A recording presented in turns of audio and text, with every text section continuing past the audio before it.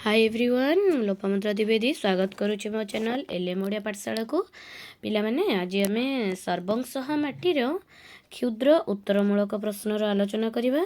ठीक अछि, गोटे पर गोटे समस्त प्रश्नर आमे उत्तर आलोचना करिबा।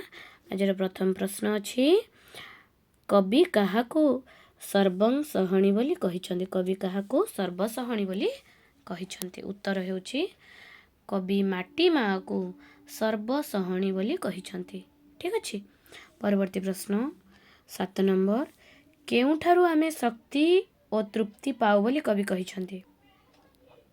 उत्तर हेउछि माटी माँ कोଳରେ थिबा गछलतार फल, मिठा पानी, धीर पवनरु आमे शक्ति और तृप्ति पाउ बोली कवि कहिछन्ति। ठीक अछि, परवर्ती प्रश्न 8 नंबर, आम मन सुख लगी हस कथा केउठारे भरी रहिछि? उत्तर हेउछि आम मन सुख लगी माटी माँ नई समुद्र रे हस कथा भरी रखिछि।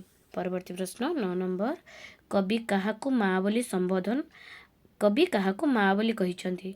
उत्तर हेउछि कवि माटी को माँ बोली कहिछन्ति।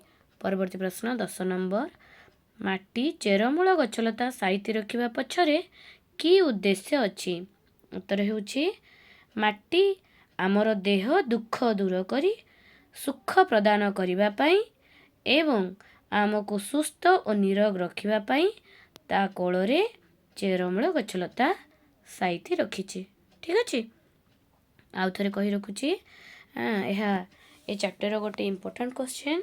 उत्तर हेउछि माटी आमर देह दुख दूर करी आमको सुख प्रदान करिबा पई एवं आमको सुस्थ और निरोग रखिबा पई ता कोଳରେ चेरमूल गछलता साइति रखिछि। परवर्ती प्रश्न 11 नंबर, स्वर्ग ठारू माटीर आकर्षण कविंक पई अधिक एहा कवितार केउ पदरु जणा जाय?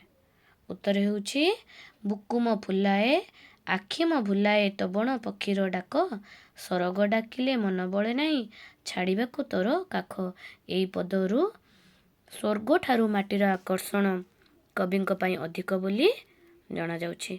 परवर्ती प्रश्न 12 नंबर, केउ कर्म हेतु कवि ए देश को बुली आछन्ति? अनेक उत्तर हेउछि अनेक तप करी सुकर्म करी कवि एई जन्म रे ए देश को बुली आसीछन्ति बोली कवितारे वर्णना करिछन्ति।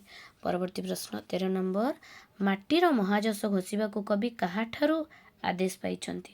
उत्तर हेउछि माटीर महाजस घोषिबा को कवि माटी मार अंतररु आदेश पाइछन्ति। परवर्ती प्रश्न 14 नंबर, माटीर माँ आम दोष को काहेकि क्षमा करिछि?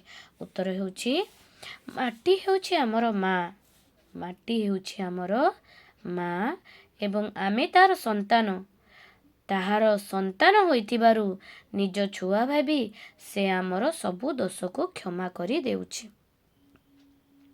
परवर्ती प्रश्न 15 नंबर, बण पक्षीर डाक शुणी देहरे की भाव सृष्टि हुए? उत्तर हेउछि बण पक्षीर डाक शुणी बण पक्षीर डाक शुणिले बुकु आनंदरे फुली उठे, मनरे थिबा समस्त दुख कष्ट दूरीभूत हुए एवं तार मनोलोभा दृश्य देखि आखि वास्तवता को भूली जाए। ठीक अछि, आशा करुछि पिला माने समस्ते उत्तर बुझी पारिथिबो। Bye bye.